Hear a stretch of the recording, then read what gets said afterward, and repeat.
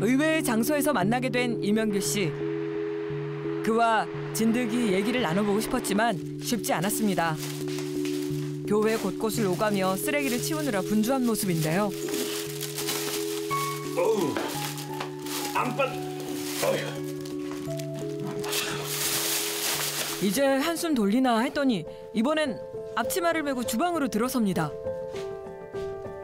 또 만났네, 설거지가. 교회 식당에서 나온 그릇들을 설거지할 차례라는데요. 교회 부잣집에 가면은 그 집사라는 분 한 분 계시잖아요. 관리하는 거. 제가 딱 여기에 거기. 교회의 허드렛 일을 도맡아 하고 있다는 이명규 씨.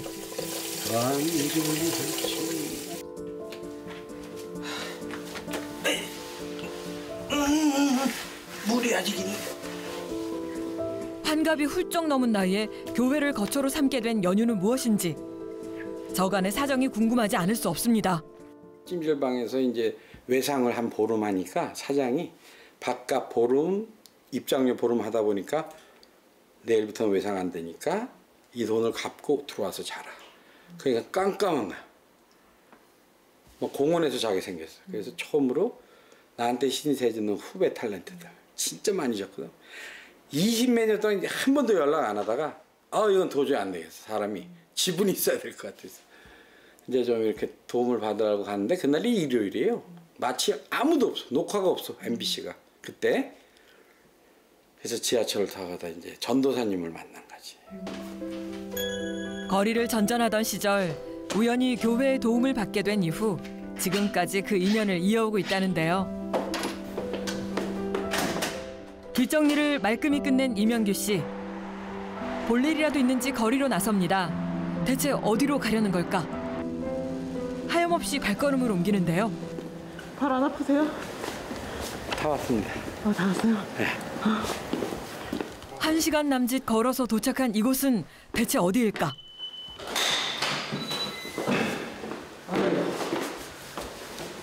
여기입니다, 여기. 여기는 그러면 어딘 거예요? My home. 집에 오신 거군요. 아유, 오래 걸었어. 지금은 교회가 아닌 이 집에서 살고 있다는데요. 여기서 사시는 거예요, 선생님? 네. 겸손하죠? 겸손하죠? 5평 남짓의 아담한 방. 살림살이는 없지만 깔끔히 정돈된 모습이 남자 혼자 사는 집으론 보이지 않을 정도입니다.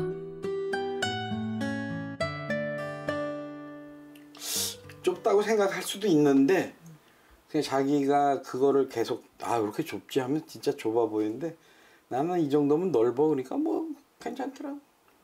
마음 먹기 나름이지 뭐. 마음 먹기 나름이에요. 그럼 다른 사람은 우리 집을 와서 이렇게 좁아 그럴지 몰라도 나는 대궐이라고 생각하는데 그렇게 위로해야지. 옛날에 그 미국에 살던 5,000평짜리 병이건 진짜 말도 안 되지만 난 지금이 좋아. 5,000평이 넘는 호화 저택에서 떵떵거리던 시절엔 5평 원룸도 못 얻는 빈털터리 생활을 상상조차 해본 적이 없다는데요. 내가 건물주 할아버님인데 나를 되게 옛날부터 좋아했어요. 그래서 그게 좀 넉넉하지 않은 사람 같으니까 내가 거의 그냥 반값에 해주거든. 그래서 그냥 너무 싸게 해주셔갖고 편안하게 4년 동안. 주변에 도움이 없었다면 거리가 집이 되었을지도 모른다는 이명규 씨. 집에 오자마자 한숨 돌릴 틈도 없이 청소가 시작됩니다. 방부터 욕실까지 구석구석 쓸고 닦기를 한참. 아침 저녁으로 집을 치워야 마음이 편하다는데요. 어느 날 일주일을 청소를 안 했는데 내 인생도 이렇게 고달픈데 이 청소까지 안 하고 생각 비참하더라고. 그래서 내 마음은 깨끗지 않더라도 우리 집만은 깨끗이 하고 살자.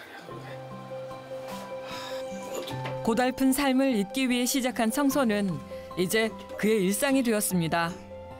몸을 쉬지 않고 놀리다 보면 집도 깨끗해지고 잡념에서도 벗어날 수 있다는 이명규 씨. 그런데 이게 웬일입니까? 한 번은 할 수 있겠네.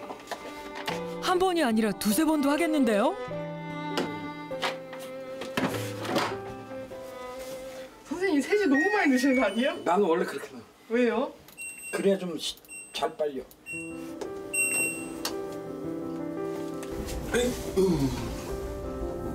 세탁기까지 돌린 다음에야 자리에 앉는 이명규 씨.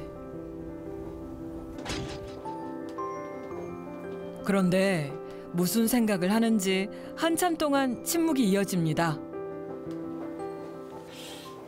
저기 세탁기 소리 한번 들어봐봐. 네? 세탁기 소리. 세탁기 소리요? 네, 세탁하는 소리. 갑자기 세탁기 소리를 들어보라니요? 저거를 들으면 내 이 안에 있는 모든 먼지, 때, 머릿속에 있는 나쁜 생각, 괴로웠던 생각 다 청결하게 하는 것 같아서 기분이 좋아. 그가 이토록 씻어내고 싶어하는 마음의 먼지는 대체 무엇일까요?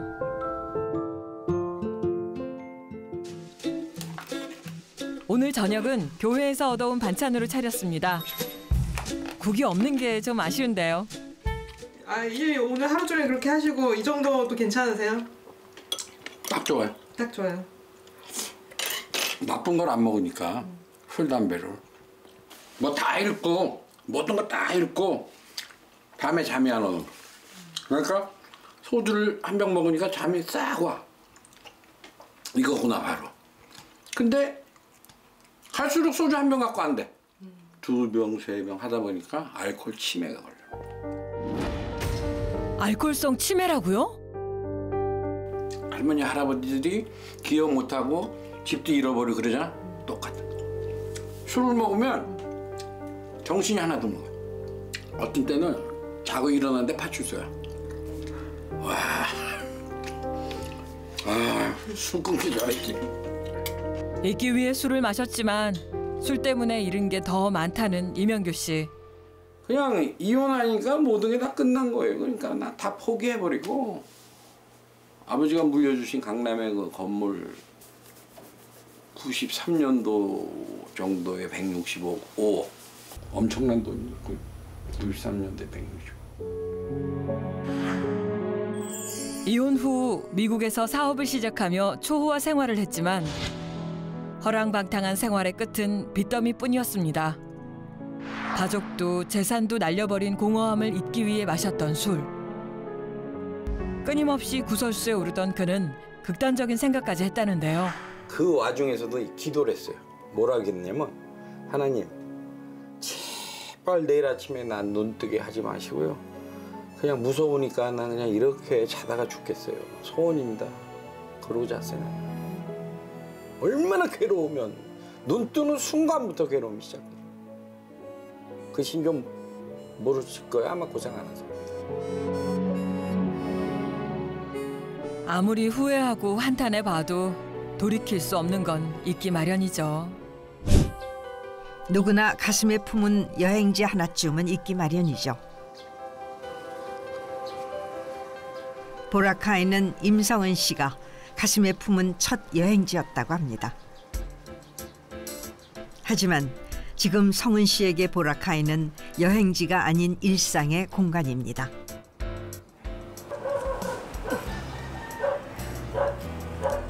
꽃은 왜 따시는 거예요? 아, 이거 정말 중요한 데 써야 돼요. 엄청 중요한 거예요. 중요한데요? 네.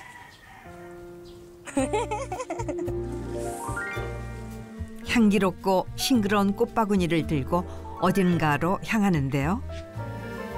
아, 꽃향기 너무 좋아.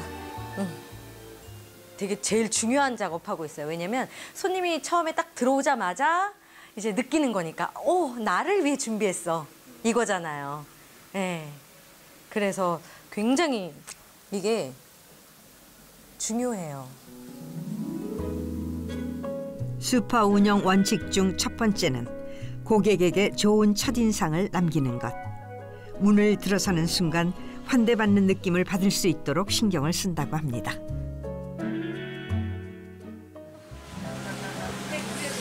안녕하세요. 안녕하세요.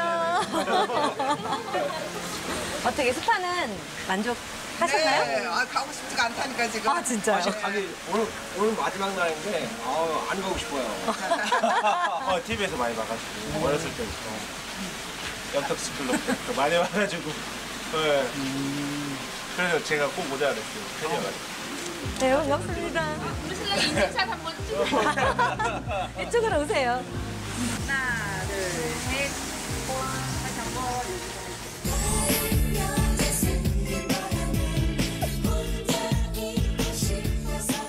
1996년 여름을 뜨겁게 달구었던 노래 정. 당시 이 노래 한번 흥얼거리지 않은 사람이 없다고 해도 과언이 아닐 만큼 큰 사랑을 받았던 곡이죠. 음악 장르가 뽕댄스잖아요.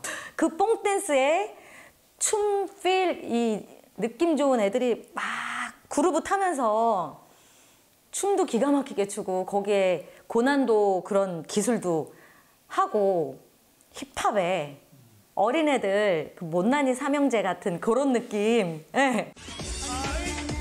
발표하는 곡마다 연이어 음반 차트를 휩쓸며 전성기를 구가했던 영턱스클럽. 하루에 막 18개, 19개 어떻게 하고 다녔는지 모르겠어요. 씻지도 못해가지고 막 공중화장실에서도 막 씻기도 하고 막 이랬었으니까 잠도 거의 밴에서 쪽잠 자고. 근데 전국 팔도를 안 다니는 데가 없을 거 아니에요. 근데 가는 곳마다 다 이제 그 당시에는 레코드 가게가 바깥에 있었잖아요. 그러니까 그냥 길거리에서 저희 노래가 1년 내내 나왔어요. 최정상을 달리던 인기 그룹을 훌쩍 떠나 보라카이까지 떠나오게 된 사연은 무엇일까?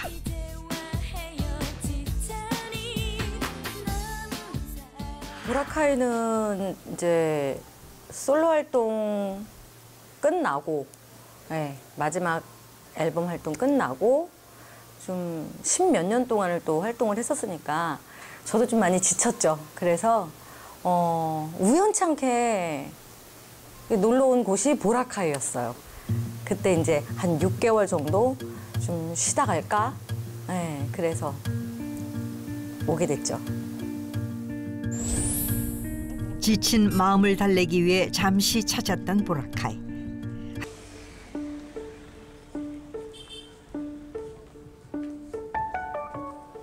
여기는 마운틴 달리빠빠라는 곳이에요. 마운틴 달리빠빠. 재래시장. 보라카이 재래시장. How much? 보라카이 생활 17년 차. 이제는 상인들과 흥정을 할 만큼 여유도 생겼다고 합니다. 아예 영어의 영자도 모르고 왔어요. 예. 이제 처음에는 막 손짓 발짓 했죠. 예. 영어 못해도 되더라고요. 손짓 발짓. 근데 이제 많이 당하게 되지. 디테일을 못 들어가니까. 꾸야, 마카노 포크 립? 포크 립. 립. 응. 320. 오, mahal. Eh, mahal. Dati mura, ngayon Uy, na naku. high level na. 오. Last price 320. Last price. Fixed No, price. no discount. 310. 다 그렇지 않나요? 재래시장 가면? 재미이죠, 재미. 근데 물가 너무 많이 올랐어요. 거의 한 배 가까이 오른 것 같아요.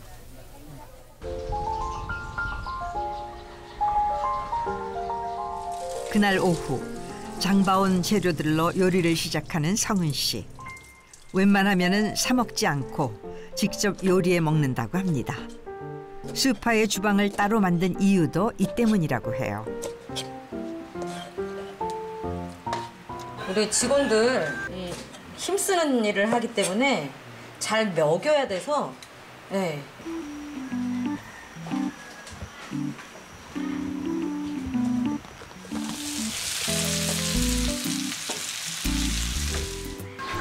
윌리야! 먹자. 첸 불러. 첸 밥 먹자. 네, 드세요.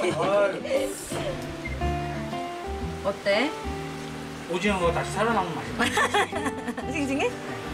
어머님 보고 싶어. 어머님 해줘.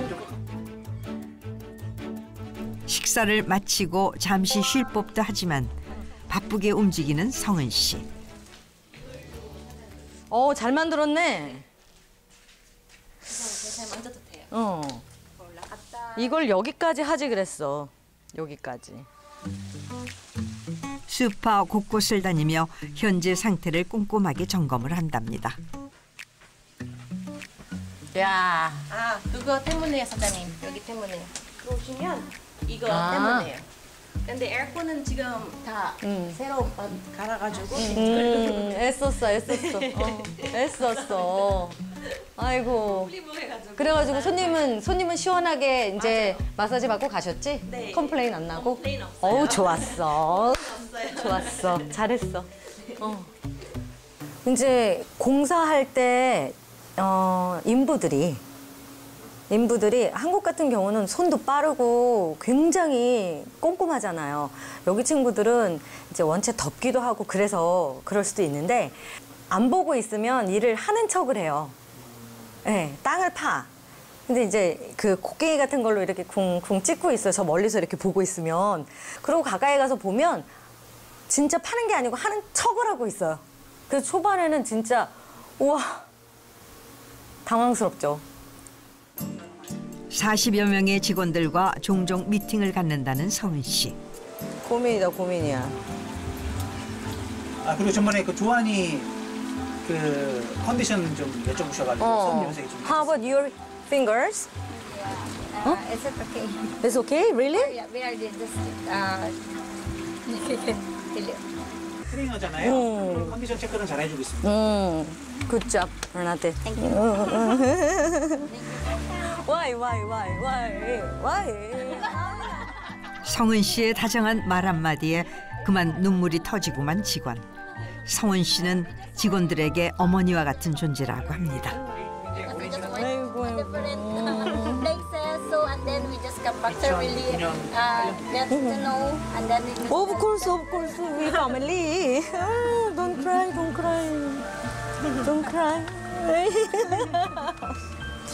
I must always happy. Since 2008, Mom Cindy is still, until now, she's still our Mom Cindy. The sweetness, the caring, and sweet. 보라카이의 푸른 바다가 선홍빛으로 짙게 물들고 나면 비로소 하루 일과가 끝납니다.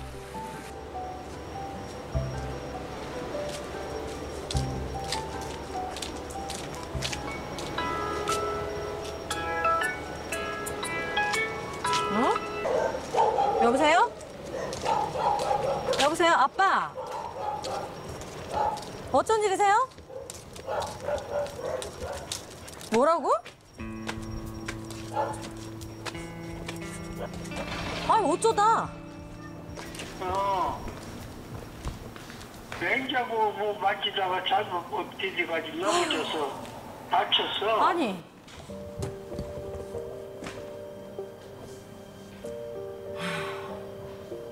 아니, 냉장고를 뭘 어떻게 만지다가 넘어져?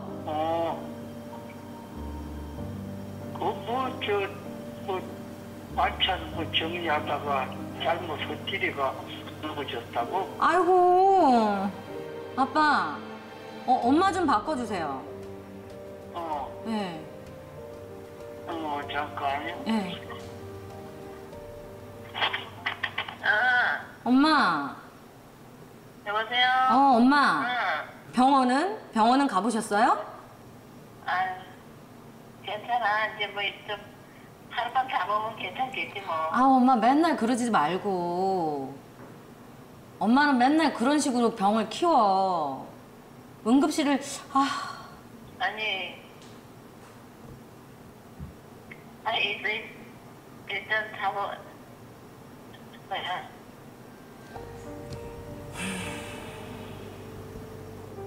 내 제일 빠른 비행기 티켓 끊어서 갈게.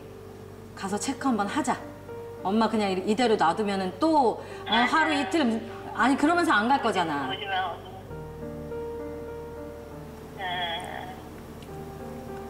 괜찮은 것 같아. 괜찮아. 됐어. 네, 네.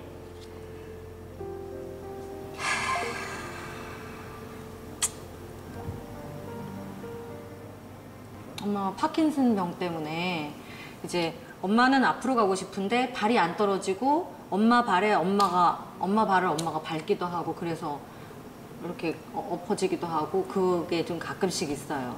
근데 이번에도 또 그런 것 같아요. 근데 이제 연세가 있다 보니까 그렇게 해서 만약에 뭐 뼈에 금이 갔다. 근데 그거를 제대로 뭔가 약 먹고 막 이렇게 뭔가 조치를 해야 되는데 그거를 안 가고 혼자서 아니야 괜찮아 이러면서 자꾸 넘어가시니까 그러면서 병을 키운 적도 있고. 예. 멀리서 걱정하고 전화 통화를 하는 것 외엔 해줄 수 있는 게 없는 지금 성은 씨는 엄마의 병을 생각하면 죄책감에 마음이 조여드는 것 같답니다.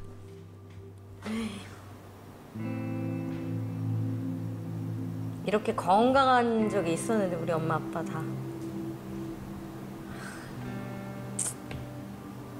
내가 속색여서 그랬나. 저런 병을 얻었나. 엄마가 하지 말라고 그럴 때 하지 말 걸 그랬나. 또 보라카이도 엄마는 원하지 않았거든요. 가는 거를. 그래서 더 사업을 만약에 오픈했을 때 이게 망가지면 안 된다는 그게 저한테는 전부였어요. 뭐라도 결과물을 그럼 엄마가 좀 나아지지 않을까? 엄마의 반대를 무릅쓰고 가수 생활을 시작한 성은 씨. 하지만 엄마를 더 힘들게 할 수밖에 없는 시련이 닥치고 말았습니다. 이제 저는 스카웃이 돼서 가서 정산을 잘 받았어요. 저는 뭐 문제가 없었어요. 근데 이제 다른 멤버들은 정산을 잘 못 받았는지 저한테 와서 누나 이거 좀 실장님한테 얘기 좀 해달라고. 정산을 다 못 받는다. 그럼 내가 용기를 내서 얘기를 해볼 테니까 너희들이 내 뒤에 그럼 서줘. 서 있어만 줘. 내가 용기 내서 얘기해 볼게. 저 실장님 드릴 말씀이 있어요. 그러니까 아이들이 정산을 잘 못 받는다고 하는데 무슨 일인지 뭐 우물쭈물 이러면서 얘기를 꺼냈더니 그 책상을 딱 치면서 무슨 소리를 하는 거냐고 막. 너 무슨 소리 하는 거야? 막 소리 지르면서. 결국 영턱스 클럽을 떠날 수밖에 없었다는 성은 씨. 하지만 그녀의 행보를 둘러싼 소문은 쉽게 가라앉지를 않았습니다. 진짜 하늘이 무너지는 것 같더라고요. 네. 그러더니 어찌됐건 한 6, 7개월은 버텼는데 더 이상은 힘들어서 못 버티겠더라고요. 못 있겠더라고요. 죽을 것 같더라고요. 숨도 안 쉬어지고. 그래서 이제 그쪽에서는 실장님도 부장님도 그렇고 다들 솔로로 나가라. 한동안 솔로 활동을 하며 인기를 이어나가기도 했지만 이미 몸도 마음도 지쳐버린 후 솔로 활동을 하면서 최선을 다했지만 뭐 인기는 점점 하락하고 있었던 거고 저는 이제 그 모든 거를 다 받아들였어요. 그리고 좀 지치기도 많이 지쳤고 네. 그래서 나한테는 휴식이 필요하구나. 그래서 보라카이 생활이 이제 시작이 됐던 것 같아요. 네. 모든 것을 훌훌 털어버리고 싶은 마음에 찾았다는 보라카이. 그렇게 첫눈에 반해 17년을 살다 보니 집까지 짓게 됐답니다.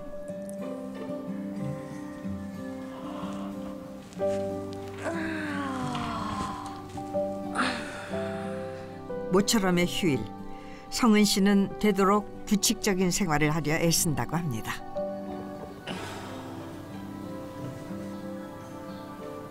스트레칭이 진짜 정말 중요한 것 같아요.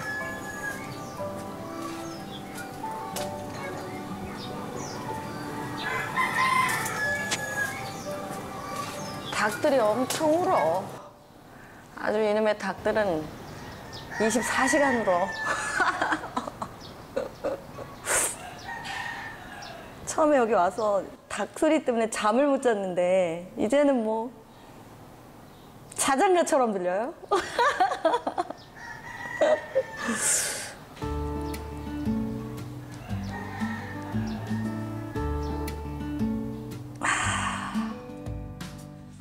스트레칭을 마치고 일어나서 가장 먼저 하는 일은 다름 아닌 따뜻한 물 마시기입니다. 늘 아침에 이렇게 따뜻한 물을 먹어요. 이 더운 날에 뜨거운 물 드세요? 네. 왜냐면 그냥 생각해봤을 때도 이제 이거 한 잔 마시면 여기 더운 나라에서는 땀이 나요. 한 잔부터 몸에 이제 독소나 뭐 이런 거 빠지지 않을까 그런 생각에 되게 열심히 먹어요. 이 컵으로 3잔 먹어요. 그나저나 한눈에 봐도 꽤 넓어 보이는 집안. 성은 씨는 주로 2층에서 생활을 하고 있다는데요. 3층의 분위기는 사뭇 다릅니다.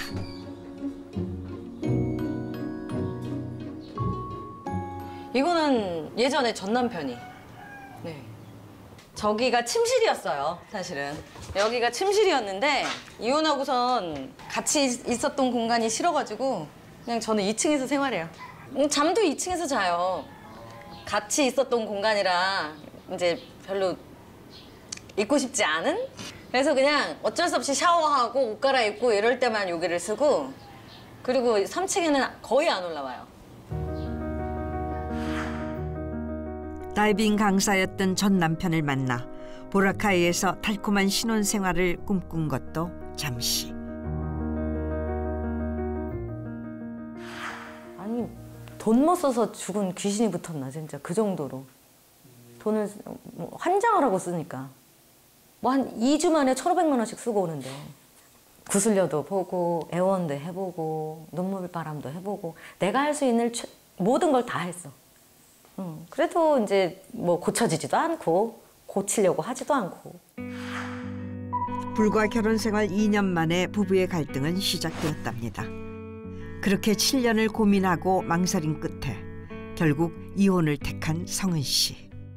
내가 한 선택 중 제일 잘한 게 이혼. 결혼 생활을 하다 보니까 행복하지 않아. 난 너무 불행해. 이러려고 결혼한 거 아닌데 자꾸 상처받고. 만약에 이혼을 안 하고 그렇게 내가 막 나를 억누르고 이랬으면 내가 죽었을 거예요. 너무 힘이 들어서. 내가 아마 암 걸려 죽었을 거야. 그래서 조용히 이혼하자로 저는 생각을 굳혔고 이혼을 하려면 이 친구는 돈이 필요하니까 돈을 많이 줬죠. 그리고 이혼 도장을 받았죠.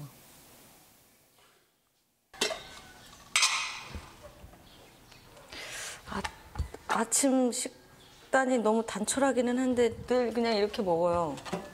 이게 뭐냐면 육개장이에요. 홀로 생활한 지도 어느덧 8년. 이제는 혼자서 하는 모든 것에 익숙해졌답니다. 자, 이렇게 해서 딱 끓으면 먹으면 돼요.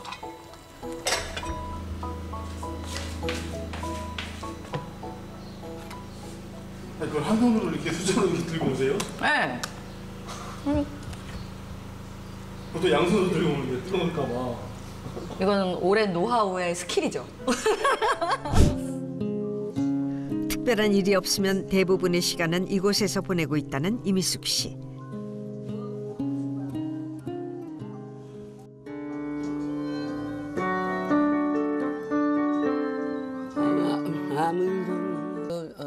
올 연말 콘서트를 앞두고 부지런히 노래 연습을 해야 한다고 합니다. 바람이 슬프고 아니야 코드가 뭐냐? 슬프고 내가 돌아선 한 해 조금 늦게 들어가는 거야. 살빛 나 딸이 슬퍼라. 이거네. 응? 오래도록 잊었던 눈물이 솟고 등이 휠 것 같은 삶의 무. 이것도 코드가 어렵지? 개여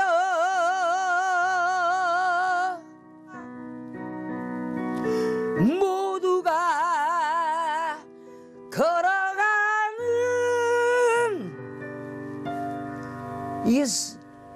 이 소울 목소리야. 쓸쓸한 그 길로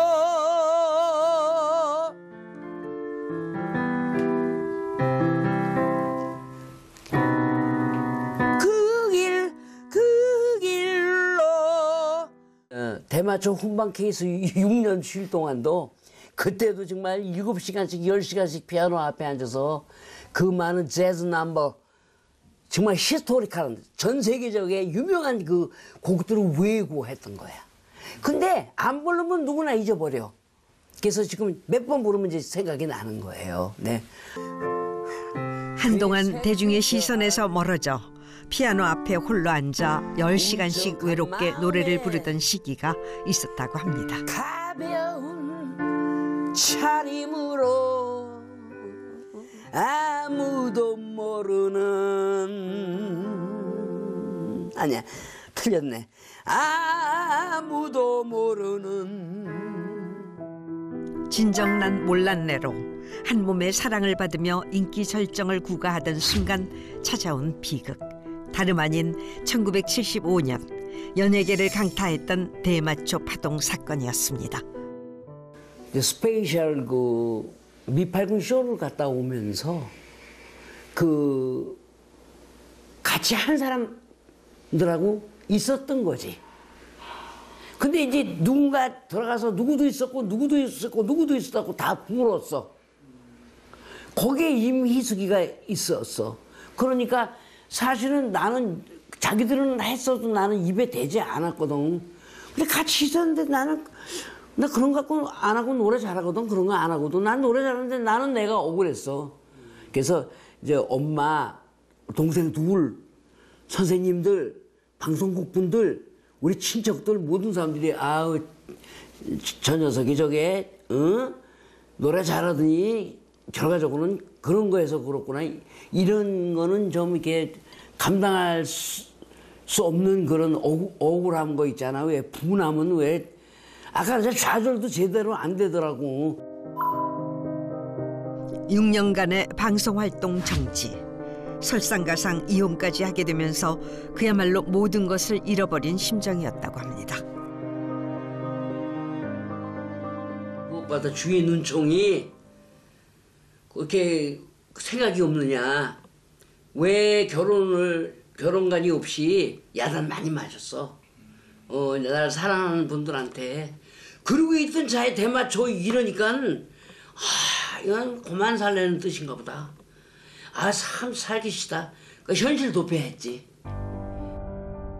허탈하고 허무한 마음에 결국 해서는 안 될 선택까지 하고 말았다는 이미숙 씨. 그거는 이제 심판받는 그런 거지. 어떤 거냐면 내 곡에 관객들에게 심판받는 방송 출연하고 방영이 됐을 때 내 신곡에 대해서 얼마나 간절하고 그 이제 이미숙이 죽느냐 사느냐 처절할 정도로 내가 내 자신을 이만큼 부풀려도 바람 빠진 공처럼 풍선처럼 요만해질 때인데 그러니까 참 그래도 다시 살아났어.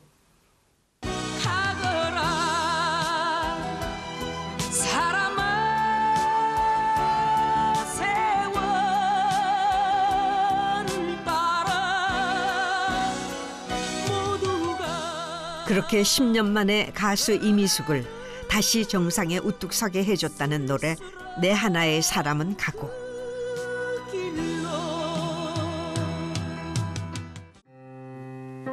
노래할 수 없었던 그 시간이 얼마나 고통스러운지 잘 알기에 주어지는 무대에 서면은 언제나 피를 토하는 심정으로 노래했다고 합니다.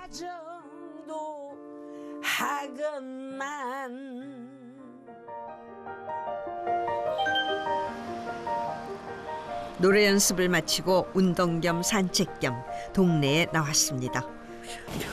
운동 기구도 필요 없이 난 내가 다 운동해요. 칠순을 훌쩍 넘은 나이. 체력이 받쳐줘야 노래도 할 수 있기에 소홀히 할 수 없다는 운동. 얼마나 걸었을까 잠시 쉬어갈 참인 듯합니다. 이게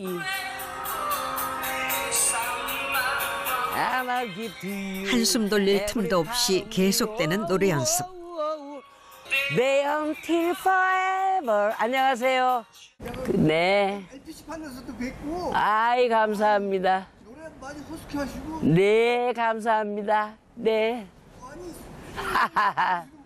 네. 나가시고. 아니 보통 가수가 아니시라고. 네.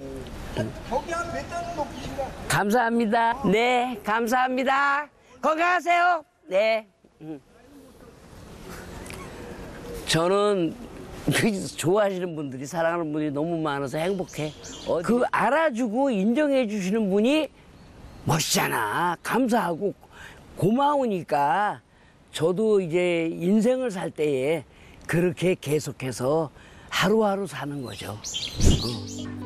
지난달 완전한 이혼 소식을 알린 낸시랭.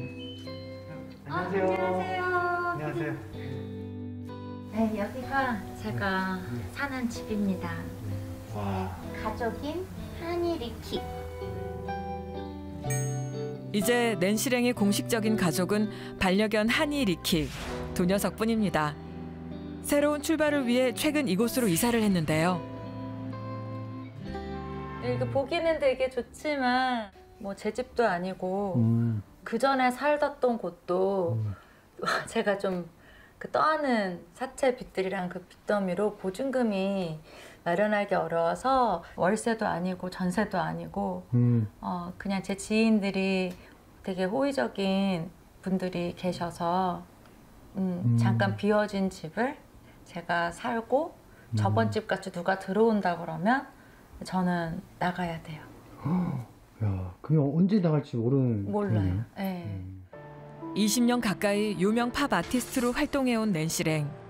결혼 이후 떠안은 빚 때문에 지금은 남의 집을 전전하는 신세입니다. 단 한 번의 잘못된 선택이 삶을 이토록 송두리째 바꿔놓을 줄 누가 알았을까.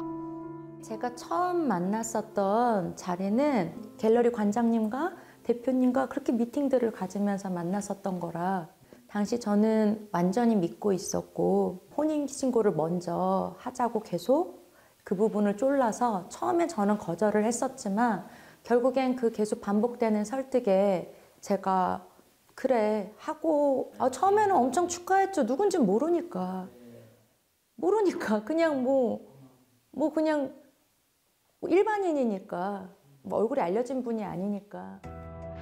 하지만 결혼 사실 공개 후 전 남편의 정체를 둘러싸고 각종 의혹들이 쏟아져 나왔는데요. 정말 서로 사랑하고 아끼고 그렇게 진실로의 서로 사랑을 결실을 맺고 싶어서 혼인신고를 했고 이렇게 힘든 모습보다는 더 예쁘고 아름다운 모습, 웃을 수 있는 모습들 보일 수 있도록 저 열심히 작품하고 그리고 저희 부부 열심히 잘 살겠습니다. 감사합니다. 혼인신고한 지 이틀 만에 알게 된 진실. 모든 게 혼란스러웠지만 그래도 전 남편을 믿었답니다. 이 사람의 과거의 어떤 행적들을 전과자고 뭐고 이런 것들을 싹 다 해가지고 올려져서 이제 그때 이제 사람들이 결혼하지 말라고 그랬는데 그 말렸다는 게 그때인데 전 이미 혼인신고해서 결혼했잖아요. 그럼 이혼하라는 말이 더 맞는 말이었죠.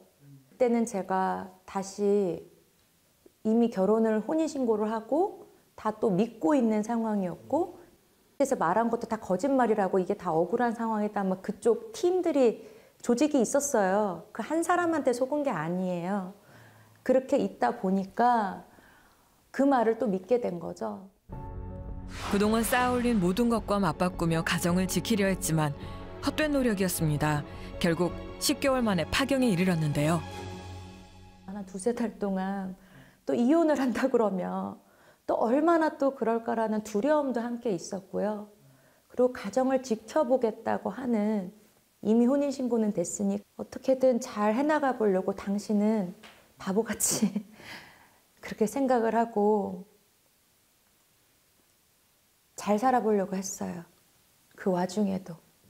극심한 폭행에 제가 이거는 제가 감당할 수 없기 때문에, 근데 가장 큰 건 너무 무지막지한 엄청난 폭행이 자행됐을 때, 그때 이제 제가 마음을 먹은 거죠.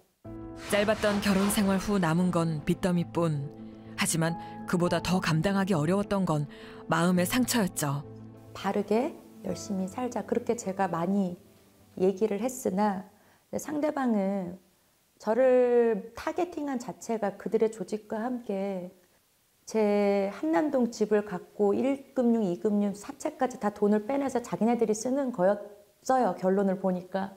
그런 거였기 때문에 뭐 저에 대한 아무런 그런 애정이나 신경 따위는 없었던 거죠. 전 그냥 이용 대상이었던 거죠. 그간 팝 아티스트로 파격적인 퍼포먼스를 선보이며 때론 거센 논란의 중심에 서기도 했던 낸시랭.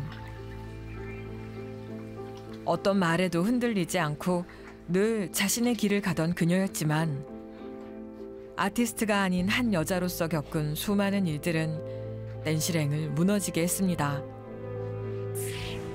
할 수만 있다면 통째로 지워내고 싶은 고통스러운 순간들. 낸시랭은 대체 왜 그런 선택을 했던 걸까요? 결론적으로는 어쨌든 사기 결혼인데 거짓말들이었는데, 이제 거기에 제가 외롭다 보니까 속아 넘어간 저도 한심하고 저도 바보 같고, 또 당신은 제가 가족이 없다 보니까 상의할 사람도 없고, 또 빨리 가정을 만들고 싶은 게 이제 40대 들어오니까 나이도 먹고 막 가정을 만들고 싶은 열망이 크다 보니까 그렇게 쉽게 유혹에 넘어간 것 같아서.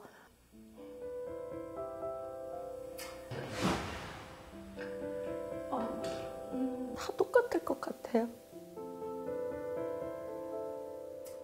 제 입장에서 너무 화나고 슬픈 일이지만 그렇게 되니까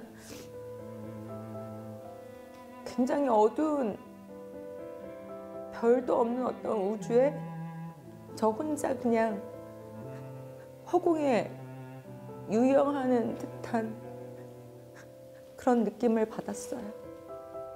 그녀는 인생에서 가장 힘들었던 그 순간조차 오롯이 홀로 견뎌내야 했습니다.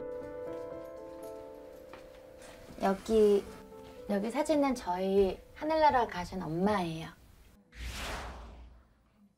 제가 엄마를 너무 사랑했고, 또 엄마는 외동딸인 저를 엄마의 분신같이 굉장히 사랑했고 사랑하는, 하늘나라에서도. 그래서 그냥 이렇게 보고 있으면 그냥 좋아요. 엄마 맨날 보고 싶으니까. 여기 보시면 저와 10여 년을 함께한 제 고양이 코코샤넬입니다.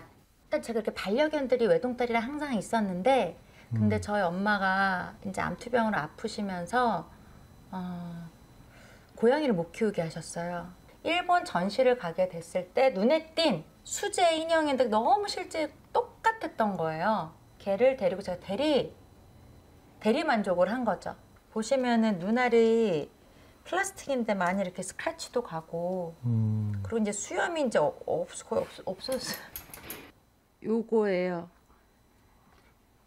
이제 한 가닥 남았네요. 그쵸. 그래서 저랑 함께 늙어갔다라는 얘기죠. 어떻게 보면 그게 트레이드마크가 돼서 네. 어떻게 보면 더 유명해지는 것도 있는 것 같아요. 그쵸. 저 전략은 아니었지만 근데 많은 사람들한테 웃음과 기분 좋음을 준 건 사실 우리 고양이 코코샤넬이었죠. 지난 13년간 어디서 무엇을 하든 한 몸처럼 붙어 있었던 고양이 인형. 낸시랭에겐 트레이드마크이자 마음의 안정을 주는 존재였습니다. 그리고 10여 년을 언니랑 함께 늙어가고 또 많은 걸 겪었으니 이제는 아트 안에서 영원히 늙지 않고 영생하면서 뭐든지 될 수 있는 존재. 그리고 전 세계 사람들한테 그러한 행복을 줄 수 있는, 원래 행복을 줬으니까 그런 긍정 아이콘, 행복 아이콘으로 만들었어요. 하지만 돌아가신 어머니 사진으로 또 고양이 인형으로는 채워지지 않는 마음속 깊은 허전함. 누군가의 온기가 느껴지는 집을 꿈꿨는데요. 오늘 좀 많이 안 쌓였어요. 여기 열면은 또 많은 다른 식기들이 있지만 최대한 안 꺼내려고 그래요. 왜냐면 그럴수록 이게 더 쌓이거든요. 최대한 그래서 눈앞에 보이는 애들이 끝나지면 웬만하면 위에를 안 열고 설거지를 하려고 노력을 해요. 생존 설거지네요. 저 거의 집이 그래요. 거의 생존 위주예요. 모든 많은 일을 하고 돌아오니까 뭐 작품 말이야 뭐 너무 힘드니까 들어와서 더러워도 내가 그거를 힘이 없는 거예요. 너무 차라리 내가 그 시간에 좀 자거나 좀 누워서 쉬어야겠는 거예요. 그래서 그 더러움을 내가 참을 수 있을 때까지. 늘 혼자다 보니 때론 자기 자신을 챙기는 것도 버겁게 느껴집니다. 아니 이렇게 언니 너무 배고파. 지금 한 끼도 못 먹었어. 수납장 가득 쌓인 컵라면이 낸시랭의 주시. 있다. 제가 좋아하는 거. 다른 컵라면들은 밀가루잖아요. 근데 쌀국수는 쌀이에요. 뭔가 밥을 먹은 기분? 쌀이라서? 쌀이니까, 네. 작품을 할 때는 금손이지만 요리를 할 때는 똥손이 된다는 낸시랭. 지난 4년간 혼자 살며 이것저것 시도해봤지만 결국 달걀 프라이에 컵라면만한 게 없더랍니다. 점심도 훌쩍 넘긴 시간에 오늘의 첫 끼니를 먹습니다. 이마저도 대충 때우고 마는 시기죠. 혼자서 먹는 밥도 이젠 이골이 날 지경. 진짜 내가 살려고 먹는 거예요. 그 다음에 나가서 먹을 때까지는 또 제가 뭐 작업실 작업이든 뭐 일이든 해야 되니까. 그리고 제일 더 서러울 때가 혼자 살 때, 아플 때. 아플 때는 정말 그냥 계속 그냥 눈물만 흘러요. 그냥 계속. 반려견 하니 리키마저 없었다면 적막함만이 가득했을 집안. 가자, 목욕하자. 말없이 곁을 지켜주는 이 녀석들마저 없었다면 지난 시간을 어떻게 견뎌냈을지 상상이 되질 않습니다. 따뜻해. 괜찮아요. 낸시랭에겐 반려견과 함께할 때가 하루 중 가장 행복한 순간이라는데요. 저는 우리 한이 이렇게 없으면 못 살아요. 제가 외동딸에다가 저희 엄마가 17년 동안 오랫동안 안투병하시고 돌아가시고 저한테는 유일한 가족이죠. 사람들 앞에선 밝고 당찬 모습만 보여왔지만 그 뒤에선 늘 외로움에 시달려왔던 낸시랭. 그래서 더 가족이 사람이 고팠던 건지도 모릅니다. 하지만 당장 눈앞에 놓인 현실의 문제부터 하나씩 해결해야 하죠. 특히 언제 집을 다시 비워줘야 할지 모르니 하루도 마음 편할 날이 없습니다. 예, 어서 오세요. 예. 네, 어서 오세요.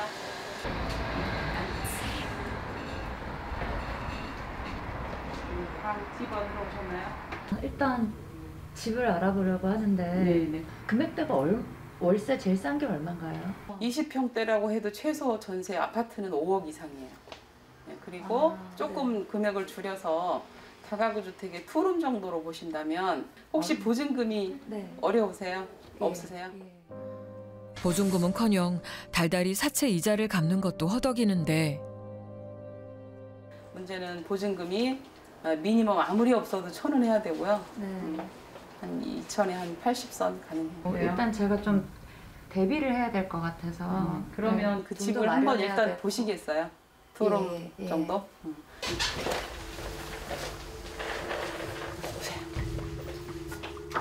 이 수많은 집들 중 마음 편히 쉴 내 집 하나 없다는 냉혹한 현실. 들어오세요. 이 문은 그냥 원래 열려 있나요? 열려 있어요. 다가구는 다 이런 형태. 아 그래요? 어머 너무 가깝다. 오셔서 여기가 이제 주방 겸 거실이라고 하는 곳이고요. 여기가 해가 잘 들어오는 방향이고요. 이렇게 이쪽이가 정남향방 방향. 통풍은 잘 되겠어요. 저기 문 열고 여기 문 열고. 네네네. 이렇게 녹지도 보이고 나무도 보이고 네, 전경은 이쪽이 좋고. 제 침대가 퀸 사이즈라. 네네네. 침대 들어오면 끝날 것 같아요. 아 그러신가요? 네. 이런 다가구 주택 종류로 오실 것 같으면 지금 있는 짐을 거의 다 정리하고 오셔야 될 거예요. 네. 돈이 문제죠, 돈이. 네. 어머 신발장 이거 하나예요? 네. 어떡해. 제가 이런 게 4개가 있어도 다 수납이 안 돼가지고. 신발이요? 네. 너무 많으신데? 그것도 많이 버린 거여서. 안 돼. 그러니까 안 되겠네. 진짜 네, 다 버리셔야 될 것 같아요. 진짜 머리가. 그래서 대표님 이 집이 얼마인 거죠? 월세가. 금액이 전세하시면 2억이고요. 전세는 없어요. 반전세로 하시면 1억 5천에 한 20, 30까지 되시고 그 돈도 없고요. 월세로 하시면 월세로. 2천에 한 100선? 2천에 100? 네, 90에서 100선. 2천에 100에 네, 보증금은 조금 조정되셔요. 그럼 보증은 좀 더 싼 데로 하나만 좀 더 보여주실 수 있으세요? 보증금 싼 데로요? 네. 네, 한 군데 더 보여드릴게요. 네. 최소한의 보증금마저도 지금으로서는 큰 부담으로 느껴집니다. 이대로 빚에 떠밀리고 또 떠밀리다가 대체 어디까지 가게 되는 걸까? 어머. 어머 웬일이야? 그 집보다 싼 집. 이건 그냥 방 하나인데요? 네. 이거는 말 그대로 원룸이네요. 1,050짜리 방이에요. 1,050? 어머, 어머나. 보통 학생들 1인 거주 주택이라고 보시면 되고요. 네. 뭐 옵션은 풀옵션이라 사실만 해요. 뭐가 풀옵션이라는 거죠? 냉장고, 세탁기, 에어컨, 목욕탕까지 갖춰진 집이에요. 1,050? 네. 아까 그 집보다 가격은 훨씬 싸고 반값이네요. 네, 짐을 다 버리고 오신다면 네. 뭐 여기서도 주거 하실만 하죠. 물론 찬밥 더운 밥 가릴 처지가 아니란 건 잘 알지만 낸시랭에겐 이 현실이 너무 가혹하기만 합니다. 게다가 직접 눈으로 확인하니 마음이 더 심란해지는데요. 대표님 너무 잘 봤어요. 네, 생각해보시고. 네, 감사합니다. 들어가세요. 네.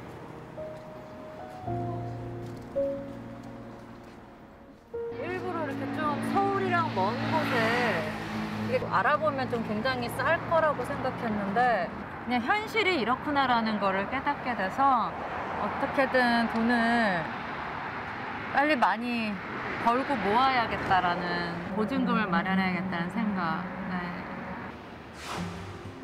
하지만 잘못된 선택을 했던 스스로를 탓할 수밖에 없죠. 왜 하필 내게 이런 시련이 온 건지, 왜 하고 많은 사람들 중에 내가 이런 일을 겪어야 하는 건지 덧없는 원망과 분노로 밤을 지샌 날들도 많았습니다. 하지만 힘든 순간마다 지나간 일에 얽매이기보다 새로운 돌파구를 찾아왔던 낸시랭. 네, 여기가 어디예요? 작품 만드는 작업실입니다. Welcome to my atelier. 10억에 육박하는 빚을 떠안고 아티스트로서도 미래가 불투명하던 순간 낸시랭은 스스로 후원자를 찾아 나섰습니다. 세계적인 아티스트가 되겠노라. 내 작품과 나를 믿고 투자해라. 투자자들을 한 명 한 명 만나 설득했죠. 그리고 그 약속을 지키기 위해 줄곧 작품에만 몰두해 왔습니다. 제 한남동 집담보로 1금융, 2금융 사채까지 끌어서 사인을 하게 만들었죠. 그러니까 법적으로 그 사람이 어쨌든 범죄를 일으키고 그 사람이 증거가 다 100% 잘못됐어도 그 모든 사인한 것들은 금융적으로 제가 갚아야 되는 건 거죠. 그냥 이자만 갚는데도 너무나 힘든 상황이에요. 그 10억 이상 되는 빚을 갚아 나갈 수 있는 유일한 방법은 제가 저의 꿈을 이루는 겁니다. 곧 다가올 또 다른 개인전을 준비 중인 낸시랭. 기획부터 완성까지 3년 걸린 거예요. 이 작품이 4개로 보이시지만 이제 개인전 때 가서 보시면 이게 하나의 작품입니다. 아, 이게 단계예요, 이게? 네, 9m가 넘는 제 일생 일대 처음으로 해보는 대작이에요. 턱끝까지 숨통을 조여오는 빚을 갚을 방법도, 심장을 핥히고 간 고통을 잊을 방법도 결국 작품에 매진하는 것이었습니다. 작품을 하나씩 완성해가며 비로소 숨을 쉴 수 있었죠.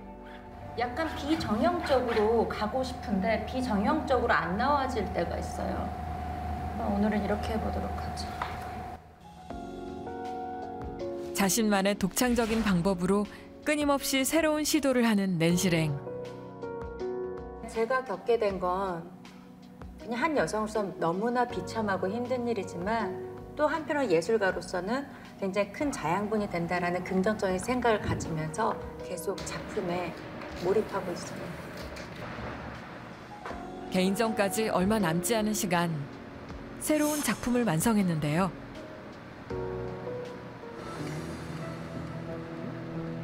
그런데 어쩐지 작품을 바라보는 그녀의 표정이 어두워집니다. 마음에 안 들어.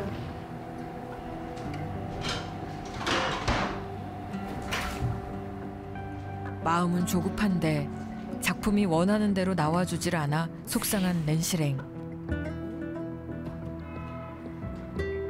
다시 한번 마음을 가다듬어 보는데요. 어떻게 다시 작업을 하지?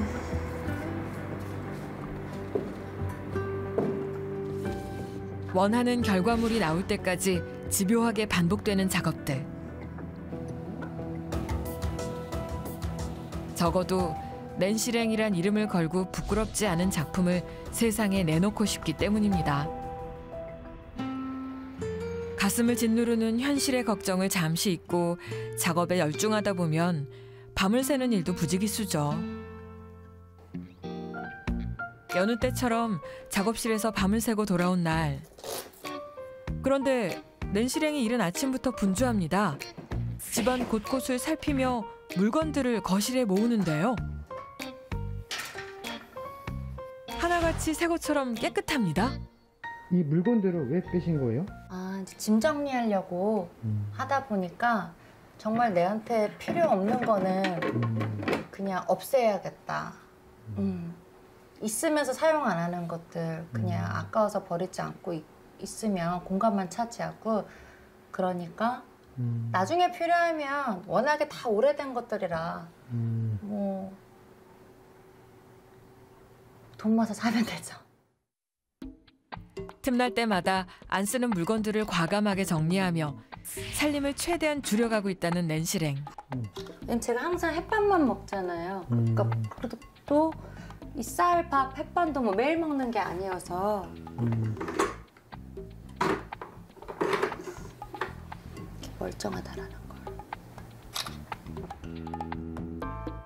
안 쓰는 물건들을 중고로 내다 팔며 소소하게 돈 버는 재미도 알게 됐습니다. 오 예. 됐다. 하나. 잘 찍었네. 피아노도 없앨까 봐, 그치? 아, 언니가 이거 되게 오래된 건데 한번 저기야.